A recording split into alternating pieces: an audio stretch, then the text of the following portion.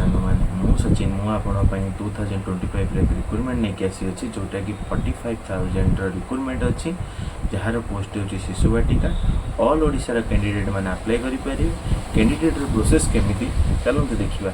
Organisation है Odisha school and mass education जोटा कि ओडिशा गवर्नमेंट थ्रू अप्लाई हो गवर्नमेंट पोस्ट रोचे वो मैंने अप्लाई करेंगे। जो मैंने +2 और +3 शिक्षा योग्यता थी से मैंने अप्लाई करेंगे। बयस सीमा रोचे 18 ରୁ 40 वर्ष 18 ରୁ 40 वर्ष जहाँकि 1/1/2025 जो मानक 18 वर्ष हो सारी से आवेदन करेंगे। यार प्रोसेस कौन रोचे केमी करेंगे ऑनलाइन प्रोसेस रोचे आवेदन प्रक्रिया ऑनलाइन प्रोसेस रोचे।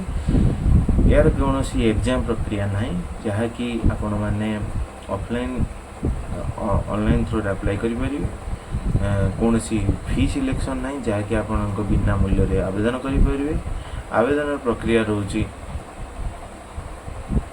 नो एग्जाम रोचे ओनली फॉर इंटरव्यू रही डॉक्यूमेंटरी वेरिफिकेशन मेरिट आसो जो मानकर मार्क सिलेक्शन ने ठीक ठाक थी मेरिट आसो शेष में appointment letter final appointment letter आपन पोस्टल एड्रेस आपन पाक पहुँची या डॉक्यूमेंट कौन आवश्यकता रोचे 10th +2 निहाती योग्यता आवश्यक एवं graduation certificate Aadhaar must be important resident certificate जोटा कि आपन डोमिसाइल सर्टिफिकेट जोटा कि आपनकर एड्रेस प्रूफ एवं जो मैंने SC ST OBC जो मैंने कास्ट सर्टिफिकेट निहाती आवश्यक।